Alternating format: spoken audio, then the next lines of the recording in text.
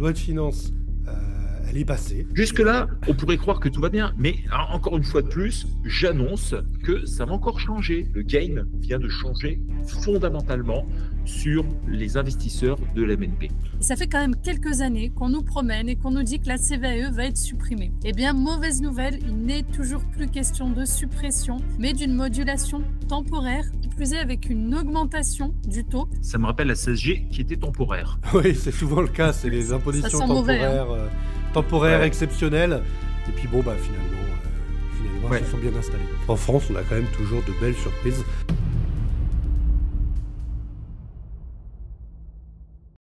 Bonjour à tous, bonjour tout le monde et bienvenue. On est en live sur Twitch.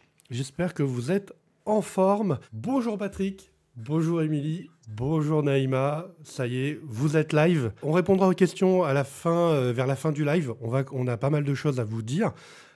Puisque, je vous le rappelle, la loi de finances, elle est passée. Elle est passée par 49.3.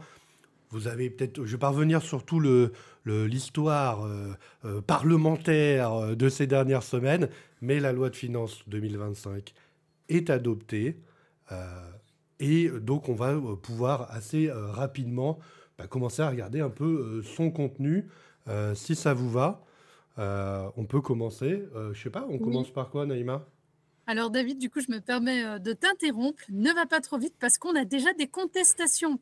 Jeudi dernier, jeudi 6 février, eh bien, le Conseil constitutionnel a été saisi par plus de 60 députés en application de la Constitution, justement pour remettre en cause des dispositions. Donc, on a deux dispositions principales qui sont contestées. Donc, je pense que ça a dû faire du bruit, donc vous avez dû en entendre parler. D'ailleurs, on a fait une vidéo là-dessus. Le premier changement qui est contesté, c'est la franchise en base de TVA avec la diminution du seuil à 25 000 €. Effectivement, donc, on a entendu des choses là-dessus. Hein. Franchement, ça a fait du bruit dans l'actu. Eh bien, voilà. Donc, on rappelle aussi au passage que Éric Lombard, notre ministre de l'économie et des finances, a annoncé également jeudi dernier que la mesure était suspendue, potentiellement voire annulée. Mais du coup, je pense qu'on en saura plus à la suite de la décision du Conseil constitutionnel. Et également, deuxième mesure qui est contestée, c'est le malus automobile. Patrick nous en dira plus un peu plus tard. Ok, bon, c'est toujours, quand on pense en être sorti du schéma parlementaire, finalement, en France, on a quand même toujours de belles surprises, puisqu'on a quand même ces lois qui vont peut-être pas rentrer telles quelles en vigueur, quoi. Exactement. Bon. Ce qu'il faut garder en tête, là, c'est que nous, on va suivre ça de très près. Et puis, dès qu'il y a des actus, je pense qu'on aura l'occasion d'en parler, que ça soit sur notre chaîne YouTube. N'oubliez pas de vous abonner, hein, même si là, on est sur Twitch. Abonnez-vous à YouTube. Et puis, sur nos différents réseaux, on en parlera. Donc, suivez-nous. Du coup, je vous propose de commencer par les différentes mesures qui concernent... On va d'abord parler des entreprises. On parlera après des dirigeants. Pour les entreprises, ce que je vous propose, c'est peut-être de commencer par une mesure dont, Patrick, tu as beaucoup parlé, qui a fait couler beaucoup d'encre. Presque tu es proche de Madame Le Meur à force. Écoute, je ne la connais pas personnellement, mais je pense qu'intellectuellement, on a dû se rapprocher, on va dire, de cette sphère. Pas se rapprocher sur ce qu'elle avait envie de faire, mais au moins se rapprocher sur un point que le LMNP allait changer. On l'avait dit depuis très longtemps maintenant. Ça avait du plomb dans l'aile. Honnêtement, est-ce que ça devait changer? J'en sais strictement rien. Par contre, est-ce que ça allait changer? Ça, on en avait la certitude. Hein. C'était un petit peu trop beau. Je rappelle que le LMNP, c'était un hybride de la fiscalité, puisque d'un côté, on fait comme si on était en bénéfice industriel et commercial, très exactement, puisqu'on amortit des biens.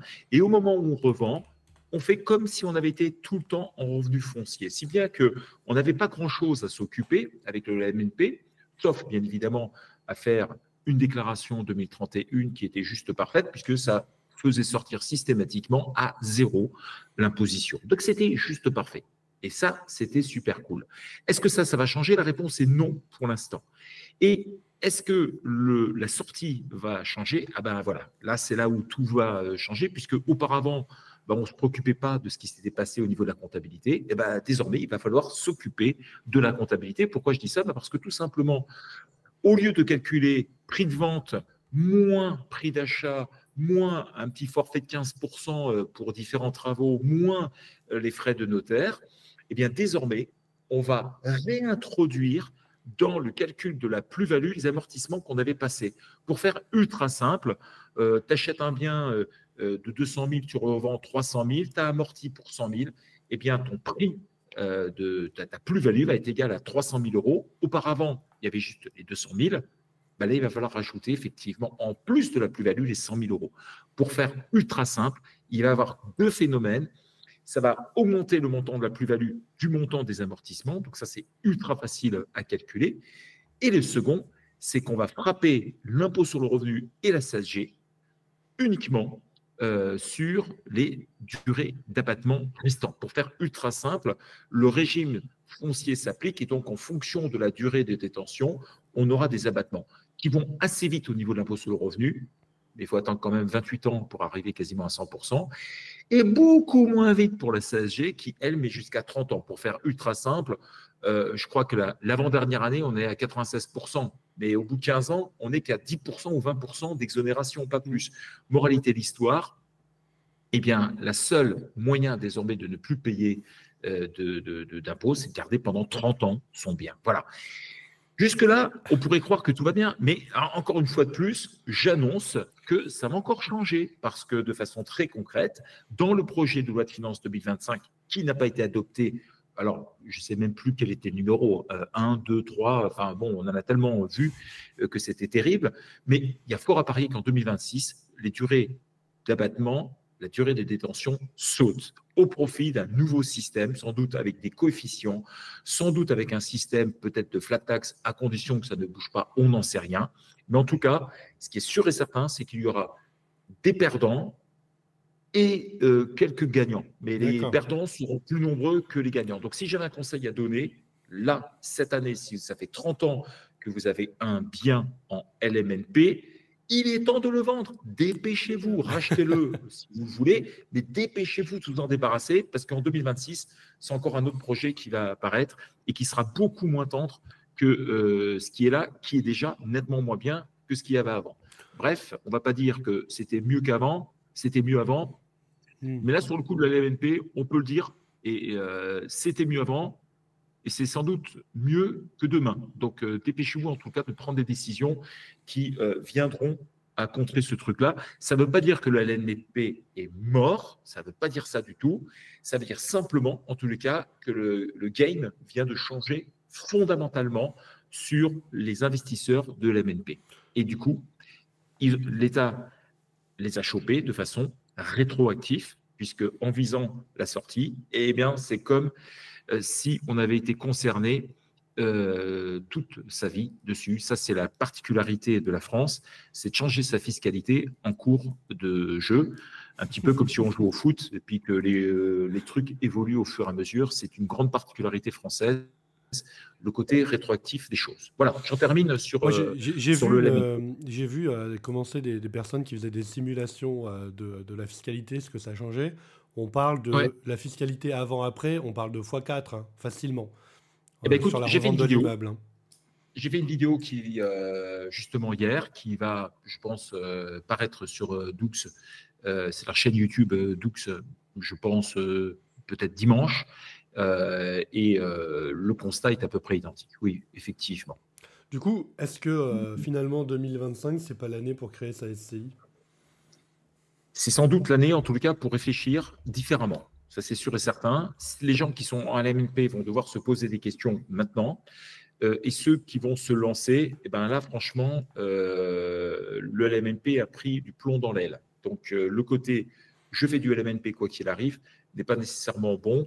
Et c'est vrai que je rappelle que la société civile immobilière a ça de bon, que c'est très stable et ça ne bougera pas normalement parce que tout simplement, ça a plus de 200 ans, que c'est complètement cadré par les lois sur les sociétés commerciales.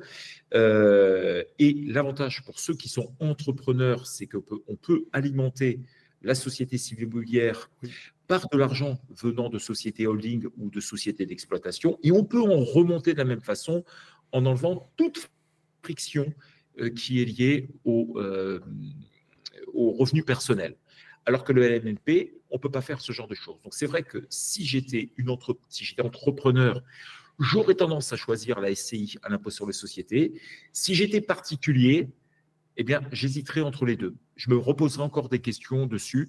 Et il est vrai que c'est difficile aujourd'hui en France de pouvoir prendre une position pour la raison simple, c'est qu'on ne sait pas à quelle sauce le LMNP va être mangé dans les prochaines années.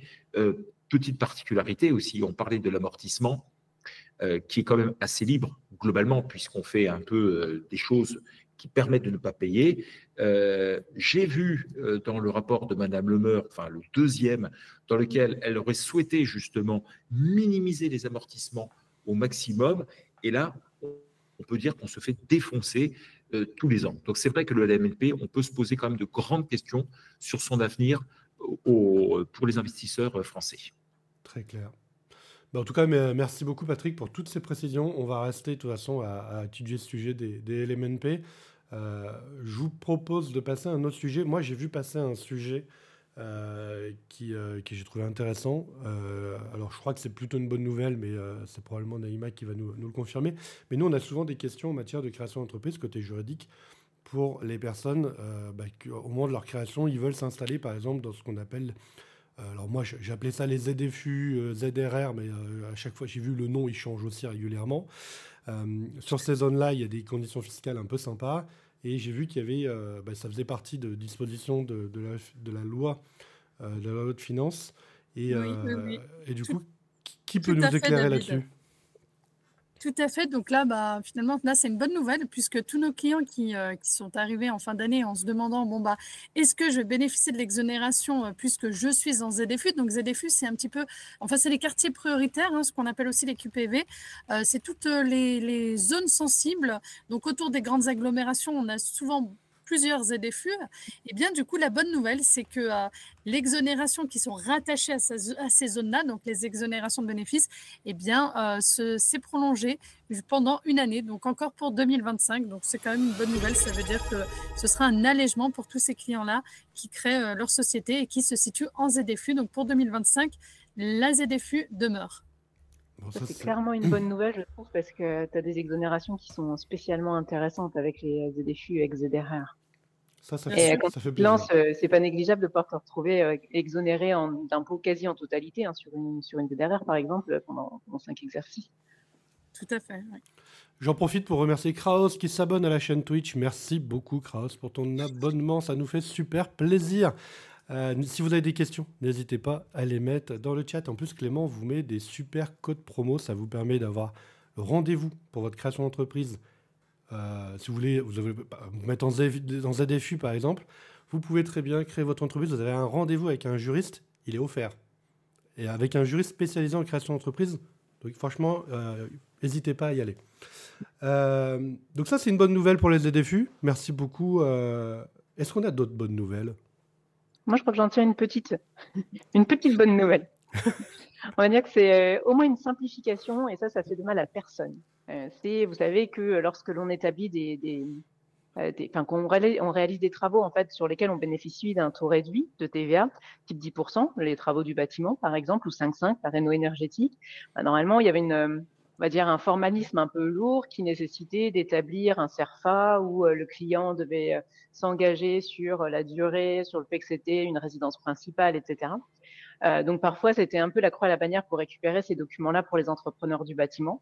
Et bien là, on pourrait se passer de cette obligation désormais avec quelques mentions supplémentaires sur la facture. Trop bien. Ouais, et bien justement, on va parler de facture, puisque je rappelle que Doux, nous sommes non seulement PDP, ça veut dire qu'on émet des factures électroniques, on est compatible pour les factures électroniques, on n'est pas nombreux en France à pouvoir le faire, et que désormais, qu'on soit client ou pas client, on peut utiliser le portail de facturation qui va pouvoir permettre d'émettre des factures. Et là, justement, avec le système que l'on a, cette mention apparaîtra, on pourra la faire apparaître, ce qui permettra justement de se débarrasser des fameuses CERFA qui étaient source, en tout cas, de complexité. Donc, n'hésitez pas, je suppose qu'il doit y avoir un lien quelque part qui vous permet directement d'utiliser gratuitement et à vie le système de facturation de Doux. On va trouver le lien, on va le mettre dans le chat, comme ça les personnes Ouais. pourront l'utiliser sans problème. Mais effectivement, c'est hyper important. C'est absolument génial d'avoir ce genre de logiciel gratuit, donc il faut franchement sauter sur l'occasion.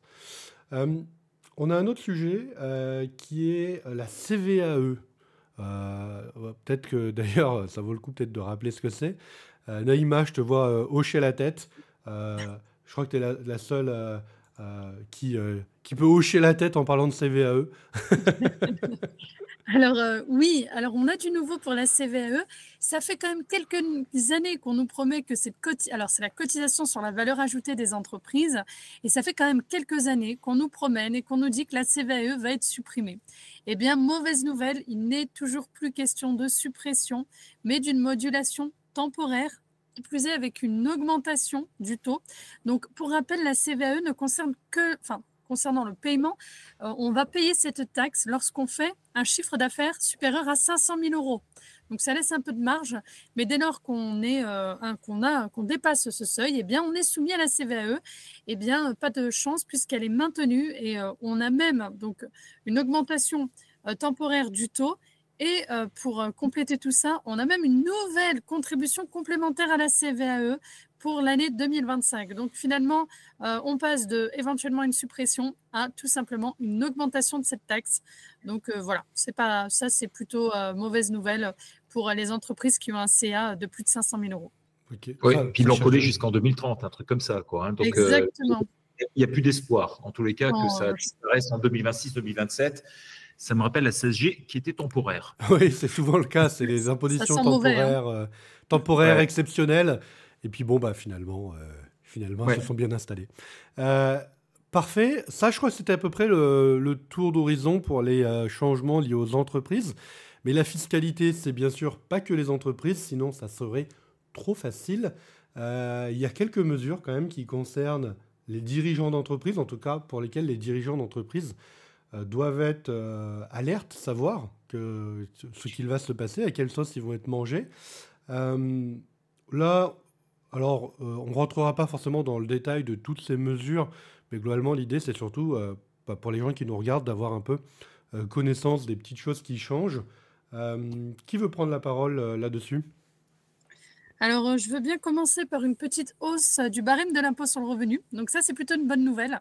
C'est-à-dire que les tranches du barème de l'impôt sur le revenu sont revalorisées. Alors, généralement, cette revalorisation est calquée au taux d'inflation. Donc là, on est à 1,8%. Donc effectivement, c'est assez limité par rapport à l'année dernière. On était aux alentours de 5%. Mais ça reste toujours une petite bonne nouvelle qui permettra à certains foyers donc de rester sous certaines tranches de l'impôt sur le revenu. Donc à voir. En revanche, une mauvaise nouvelle qui va concerner les plus hauts revenus, c'est qu'on va avoir une nouvelle contribution qu'on appellera contribution différentielle sur les hauts revenus. Et du coup, donc cette nouvelle contribution va viser les foyers qui ont donc plus de 250 000 euros ou 500 000 euros si le foyer est composé d'un couple. Et donc, on va avoir une imposition minimale de 20% donc, de leurs revenus. Donc ça, voilà, c'est pour assurer une imposition minimum des plus hauts revenus. Ok, donc finalement, si je résume, on a quand même une hausse de la fiscalité pour les hauts revenus. Et finalement, la première nouvelle, c'est-à-dire l'indexation du barème, finalement, ça, c'est pour éviter une hausse, mais ce n'est pas une baisse d'impôt, quoi. C'est pour éviter que les gens payent plus d'impôts à revenus constants, on va dire. Exactement. Bon, tu parlais effectivement de personnes qui avaient des hauts revenus. Là, on va parler de choses plus terre à terre, et je parlais de malus écologique. Donc ça, c'est le grand nom qui est désormais utilisé pour les impôts. Ça va être soit de la solidarité, soit pour lutter contre le réchauffement climatique. Et donc là, ça y est, maintenant, l'État se défoule véritablement sur le malus écologique qui vont être appliqués aux véhicules en France dès 2025. Donc là, il faut s'accrocher, parce que là, ça va fouetter véritablement. Là, je rappelle que le malus écologique, c'est une taxe, en fait, de l'État qui vise à pénaliser les véhicules qui émettent trop de CO2. Et son objectif, c'est encourager l'achat de véhicules moins polluants. Traduire véhicules électriques, parce que même les hybrides, aujourd'hui, vont prendre très cher. Alors, dès le 1er mars 2025, le malus qui normalement s'appliquait 118 grammes en 2024, eh bien 2025 passe à 113 grammes. 113 grammes, mine de rien, ça réduit sacrément. Et du coup, le plafond du malus qui est augmenté, c'est-à-dire le maximum va passer de 60 à 70 000. L'année prochaine, il passera à 80 000 et l'année suivante à 90 000 euros, c'est-à-dire 192. Donc, pour faire ultra simple, un véhicule qui aujourd'hui fait 130 grammes de CO2, bah, ça doit être, je sais pas moi, par exemple, une Peugeot, une Golf, enfin un petit modèle compact. Le malus sera de 310 euros. Pour un véhicule maintenant qui émet au-delà de 150 grammes, ce sera 2049. Et comme j'expliquais tout à l'heure, un véhicule plus polluant, 192 grammes de CO2, ce sera 70 000 euros de malus. Ça monte vite. Alors, on peut dire, oui. Ça monte vite, ces malus. Ça monte très vite, ça monte excessivement vite. Et surtout, ce qu'il faut avoir en tête, c'est que ce n'est pas le prix du véhicule qui détermine le niveau de CO2, mais sa consommation du moteur, à proprement parler. Donc, on peut très bien acheter un véhicule neuf qui vaut, alors je vais prendre des exemples pour être concret, une voiture style Ford Mustang, je pense qu'ils ne doivent plus en faire, qui vaut 60 000 euros. Eh bien, désormais, il n'y a plus de limitation de la moitié du prix et on peut donc payer 70 000 euros, c'est-à-dire plus cher que le prix du véhicule. Et on peut acheter à côté de ça une Porsche Cayenne hybride où on paiera 0 de malus. Voilà, donc il n'y a pas de notion entre le prix du véhicule et le malus. Il y en avait à un certain moment où vous ne pouvez pas payer plus de la moitié du prix, mais désormais, tout ça, c'est terminé. Petite particularité cette année, c'est qu'on va rajouter de nouveau un malus, cette fois-ci sur le poids des véhicules.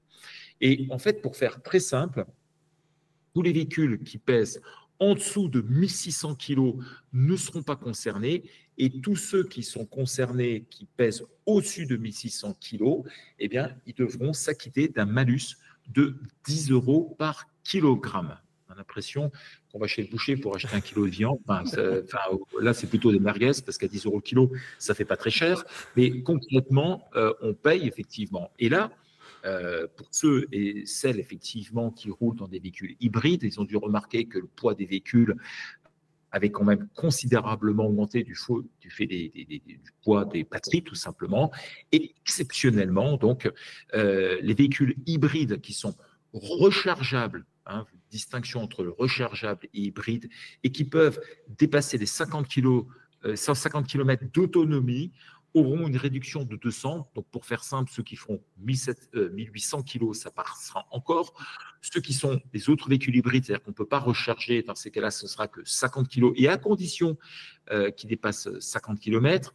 Et puis, les familles nombreuses, il y aura des systèmes un petit peu particuliers. Et puis, les véhicules électriques ne sont pas concernés, puisque eux, ils émettent 0 g. Et pour l'instant, ils sont exonérés. Donc, on peut dire que le principe du CO2, c'est que on a on a à la fois un durcissement qui est lié au gramme du CO2 et un rajout. Ça, on s'y attendait, on l'avait déjà annoncé l'année dernière avec le poids des véhicules. Eh bien, c'est bien les deux parce qu'à un moment donné, on se disait, mais est-ce qu'on ne va pas faire payer l'un ou l'autre? Allez, c'est la tournée générale. Et bien, on cumule désormais effectivement les deux. Autant dire effectivement que le spectacle en France, ce sera sans doute beaucoup de véhicules d'occasion, ce qui d'ailleurs devrait favoriser les gens qui ont des véhicules d'occasion pour pouvoir les revendre plus cher. La France est un pays où on maintient le prix des voitures d'occasion grâce à ces mesures ci. Par contre, des véhicules neufs, en tout cas, les concessionnaires ont de gros soucis à se faire dans les années qui vont venir. Bah écoute, Patrick, je crois que c'était méga précis. Merci beaucoup. Est-ce qu'on a une dernière mesure concernant les dirigeants ou les particuliers de manière générale? Alors là, c'est un peu difficile de passer après l'usine à gaz, sans mauvais jeu de mots de Patrick. Mais moi, je vais partir sur la TVA et donc sur tout ce qui touche aux énergies fossiles notamment. Tout ce qui est chaudière, moyens de chauffage à énergie fossile, à partir de maintenant, sont complètement exclus du taux réduit. Alors, l'entretien et la réparation peut continuer à bénéficier de ce taux réduit, mais sur l'acquisition, c'est terminé. Donc, ça veut dire que mécaniquement, le prix d'acquisition de ce type de matériel augmente du montant de la TVA. Ce taux réduit, en revanche, est étendu à tout ce qui est réseau de chaleur à énergie renouvelable. Voilà, petite info pour les particuliers. Super. Je crois qu'on a fait le tour pour les principales mesures, on va dire, qui concernent les particuliers, mais les dirigeants d'entreprise notamment, bah, comme tout particulier. Je vous propose un petit focus sur un autre secteur, et pas des moindres, parce que ça occupe quand même beaucoup de place en fiscalité et puis bah, dans la stratégie patrimoniale que peuvent avoir les dirigeants d'entreprise, c'est l'immobilier. Alors on en a parlé un petit peu tout à l'heure avec le LMNP, mais en réalité, il n'y a pas que ça. Il y a des nouveautés en matière d'immobilier. Je crois que Naïma, tu voulais nous en dire un mot. Oui, alors tout de suite, je pense au dispositif Locavantage qui est prolongé jusqu'en 2027. Donc pour faire un petit rappel, c'était un dispositif qui a été instauré en 2022 par la loi de finances et qui permettait donc aux propriétaires de biens de bénéficier d'un abattement fiscal sur leurs revenus locatifs sous certaines conditions. Alors je vais vous expliquer rapidement ces 3 conditions et vous allez comprendre que finalement, ce dispositif en pratique n'est pas très utilisé puisqu'il y a pas mal de contraintes. Premièrement, le bien doit être loué comme résidence principale, c'est-à-dire que si vous louez à des étudiants ou alors des personnes donc juste temporairement, ça ne passera pas. Ensuite, et je pense que c'est la condition qui, à mon sens, est la plus stricte, c'est que votre loyer doit être plafonné. Donc, c'est-à-dire que vous devez respecter les plafonds établis donc par les grandes villes et donc c'est très restrictif. Donc, on peut se retrouver avec des loyers très bas. Et enfin, vous devez louer à un locataire qui a des revenus qui ne dépassent pas un certain plafond. Donc, vous voyez, le cumul de ces 3 conditions fait qu'en principe, le dispositif Locavantage ne touchait pas énormément de contribuables, mais cependant, il est reconduit. On va dire que ce n'est pas le dispositif qui coûte le plus cher au gouvernement, mais en tout cas, il est reconduit jusqu'en 2027. Très clair. Dans les autres mesures qui concernent l'immobilier, il y a des sujets sur l'exonération des droits de donation. Oui, alors ça, c'est une grande surprise, effectivement, générale, on ne s'y attendait pas. Je rappelle qu'en France, on peut donner 100 000 euros par donateur et par donataire tous les 15 ans, pour faire ultra simple, donc 200 000 euros père, mère qui donne à un enfant. S'ils ont 2 enfants, ça en fait le double. Donc, de façon très concrète, un couple qui aurait 2 enfants, ça fait 400 000 euros qu'on peut donner tous les 15 ans. Et là, grosse surprise, eh bien, comme actuellement, il manque quand même des logements, puisque l'État s'est aperçu qu'il y avait quand même une difficulté entre l'offre et la demande, eh bien, ils ont décidé de prendre une mesure visant à permettre à des personnes qui avaient un petit peu plus d'argent de pouvoir donner plus auprès des enfants sous certaines conditions. Alors, cet objectif, en fait, donc c'est faciliter l'accès à la propriété et notamment permettre aux familles qui ont un petit peu plus d'argent de transmettre des fonds sans taxation pour la résidence principale. Comment ça va se passer? Premièrement, on va pouvoir donner jusqu'à 300 000 euros. Alors là, on se dit 300 000 euros. Sur le coup, quand j'ai commencé à regarder ça, je me suis dit, attends, père, mère, bon, il y a peut-être 2 pères, 2 pères. Non, c'est tout simplement que les grands-parents peuvent être concernés pour donner. Donc, on peut très bien, lorsqu'on est grands-parents, pouvoir donner 100 000 euros aux enfants. Donc, par exemple, le grand-père et la grand-mère pourraient donner 100 000 à ses petits-enfants et le père ou la mère pourrait donner 100 000. Et donc, c'est un budget global de 300 000 euros.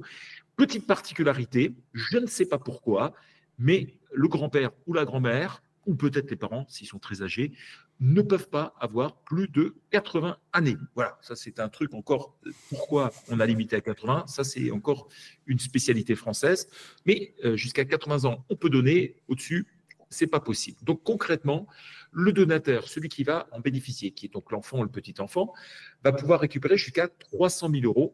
Et ces 300 000 euros, qu'est-ce qu'il va faire? Eh bien, il doit s'engager en fait, à utiliser ces sommes dans un délai de 6 mois. C'est hyper court. Suivant la donation, c'est 6 mois. Il va falloir se dépêcher. Pas de retard. Pour l'achat d'un logement neuf ou en état futur d'achèvement, ce qu'on appelle le VFA. Il faut que ce soit une résidence principale. Bon, jusque-là, tout va bien. Mais assez paradoxalement, eh bien, celui qui va en bénéficier pourrait le mettre en location auprès de quelqu'un d'autre à partir du moment où ça serait sa résidence principale. Donc ça aussi, ça me paraît un petit peu bizarre. Je trouvais que c'était super cool. Là, ça devient encore plus cool. Ça en fait peut-être un peu trop d'ailleurs. Et donc, comme je dis, l'occupation du logement, systématiquement par celui qui va en bénéficier, c'est d'occuper le logement en tant que résidence principale ou de le louer pour quelqu'un qui aurait tout simplement vocation à y habiter en tant que résidence principale.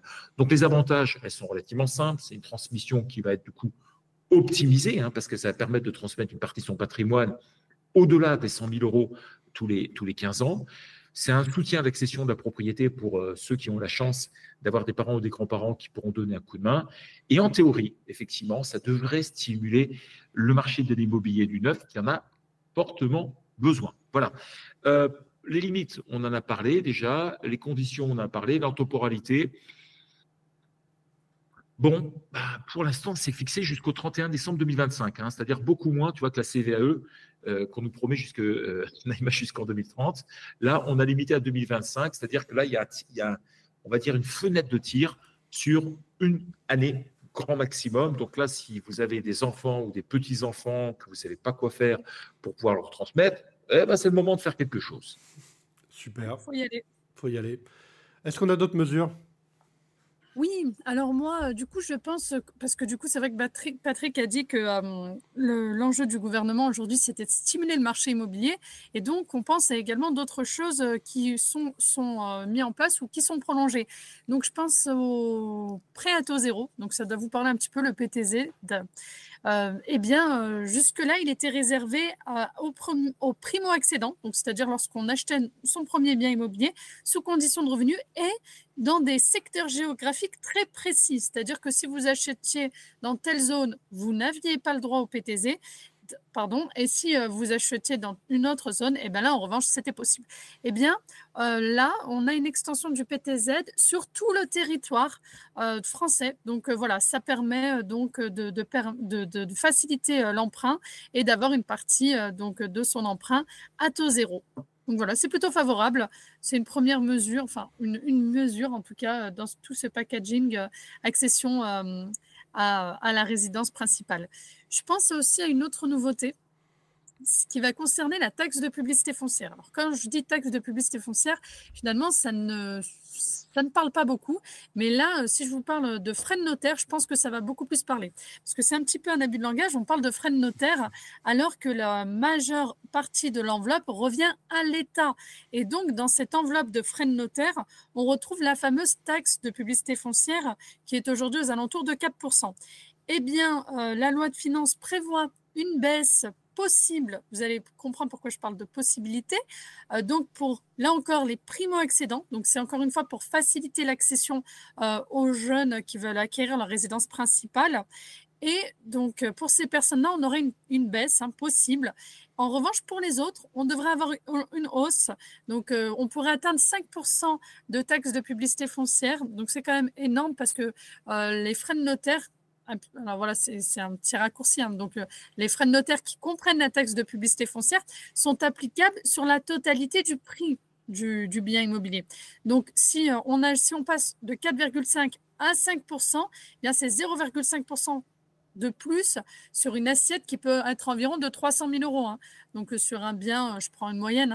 Donc, vous voyez, 0,5% de 300 000 euros, c'est quand même une augmentation importante. Donc, d'un côté, on nous dit qu'on aurait une baisse possible pour les primo-accédants seulement. Et pour tous les autres, si vous voulez simplement changer d'habitation, eh bien, pour vous, ce sera une hausse possible. Alors là encore, c'est possible. Pourquoi ? Parce que finalement, c'est chaque département qui va décider de choisir s'il y a une baisse pour les primo-accédants ou s'il y a une hausse. Donc voilà, le département a carte blanche pour choisir d'augmenter ou de baisser. Alors, la crainte, c'est qu'on sait que aujourd'hui, il y a eu la suppression de la taxe d'habitation. Donc, notre crainte, c'est que finalement, les départements et toutes les régions puissent se rattraper sur cette hausse et donc qu'on ne puisse jamais voir de baisse pour les primo-accédants, mais simplement une hausse pour tous les autres. Donc, voilà, affaire à suivre. En pratique, je pense qu'on aura plutôt affaire à une hausse donc, des frais de notaire. Super. Enfin, pas super. On va dire qu'ils prennent d'une main ce qu'ils donnent de l'autre, quoi. Ouais. Enfin, ils prennent plus que ce qu'ils donnent. Mais bon. Et c'est pas les notaires qui vont s'enrichir, pour la petite histoire. Non, pas du tout. Effectivement, c'est seulement l'État.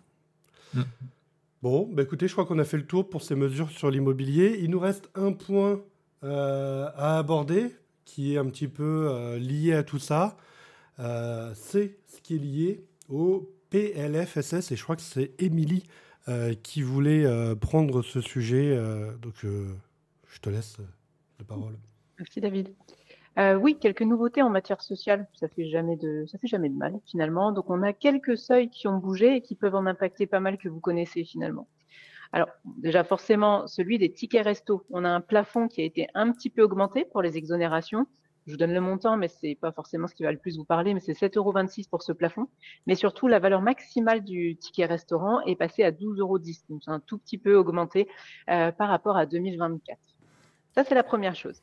Sur la deuxième, vous savez que la possibilité d'utiliser les tickets restaurants pour payer, par exemple, ses courses alimentaires, c'était quand même une tolérance qui avait quelque chose de temporaire et il était fortement question que ce soit remis en cause. Bon, bonne nouvelle, finalement, c'est prolongé jusqu'en 2026. Donc, jusqu'en 2026, théoriquement, vous pouvez continuer à faire vos courses avec vos titres resto.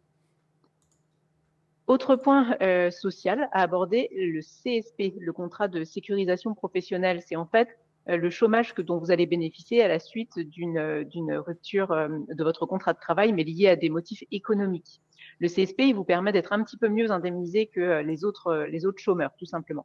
Ça, c'était censé se terminer fin 2024 et on a une prolongation, en tout cas, jusqu'à fin 2025 désormais.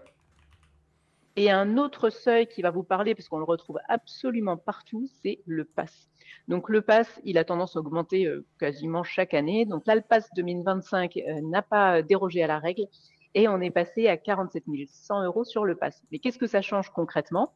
Ça va faire bouger certains indicateurs qui vous sont peut-être assez familiers, notamment celui des exonérations ACRE dont peuvent bénéficier certains créateurs d'entreprises, parce que c'est calé sur le pass. Donc, c'est 75% du pass pour avoir le maximum des exonérations, pour faire simple. Donc, plus ce pass augmente et plus les exo-ACRE dont vous pouvez bénéficier, en tout cas, le plafond, lui aussi, augmente. Donc là, on est un peu au-dessus de 35 300 €. Autre point, la taxe Puma, qui inquiète beaucoup de nos clients entrepreneurs. Donc, la taxe Puma, c'est quoi ? C'est une taxe que vous allez verser finalement lorsque vous ne vous rémunérez pas suffisamment avec des vrais revenus du travail, donc un salaire, par exemple, mais que par ailleurs, vous touchez pas mal de revenus du capital, comme des dividendes.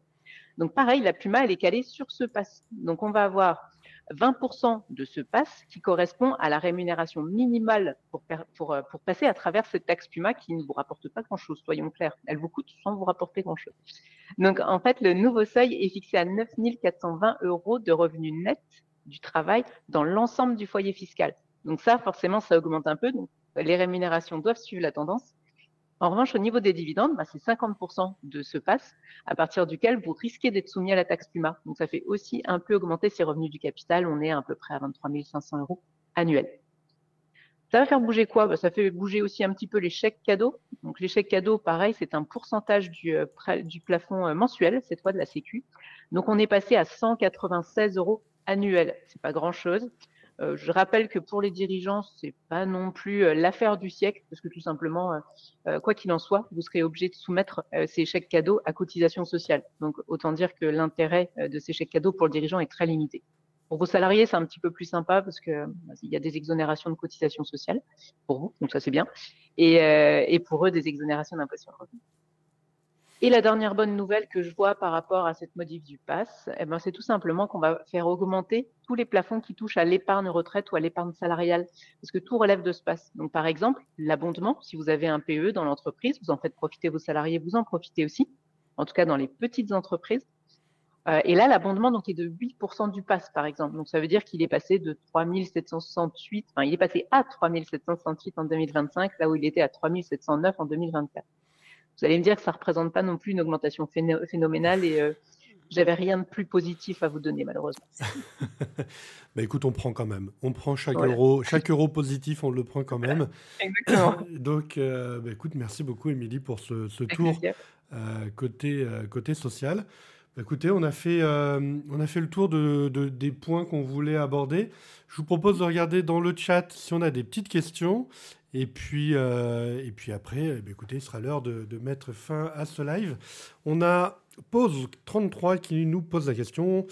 Alors, c'est pas une question, non. Je souhaite attirer votre attention sur un point important. De nombreuses entreprises évoluant dans le secteur du reconditionné et de la seconde vie vont être directement concernées par l'abaissement du seuil de la franchise de TVA et devront appliquer la TVA sur marge. C'est complètement vrai. Et là-dessus, ce que tu disais, Naïma, hein, c'est qu'on est Oui, encore un peu suspendu à ce qui va exactement. être décidé au niveau du ministère, quoi. Ouais, il y a quand même un point, c'est vrai, on a parlé beaucoup des micro-entrepreneurs, hein, principalement, mais en fait, tout le monde est touché Oui. par cette Bien sûr. mesure. Alors, on ne sait pas très bien si c'est un alignement par rapport à l'Europe, hein. Je rappelle qu'on est le seul pays à avoir un taux, une franchise de TVA qui est aussi élevée, hein. En Belgique, je crois, ou en Espagne, c'est 10 000. En Grèce, c'est 1 euro. Donc, comme ça, c'est vite réglé. Ou est-ce que c'est le moyen de récupérer plus de fric?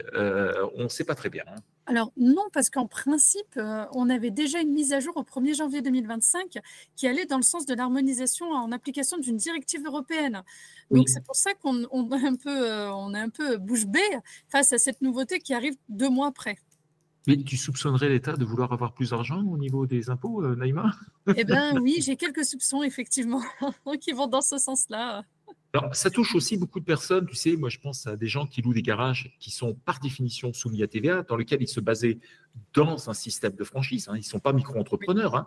oui. Et là, pouf, ça va changer. Et là, ils vont être complètement. Alors, eux, ils vont perdre 20%, c'est sûr et certain, puisque les contrats ayant été déjà établis, ils ne pourront pas revenir C'est dessus. Les compliqué. micro-entrepreneurs sont les principales victimes de cette situation. Après, bien évidemment, certains y trouvent là une manière de se dire c'est peut-être le moment de passer à la TVA et je pourrais récupérer. Je pense qu'à dire que beaucoup de micro-entrepreneurs s'étaient trompés à vouloir rester nécessairement dans les franchises alors qu'ils faisaient des investissements qui étaient significatifs.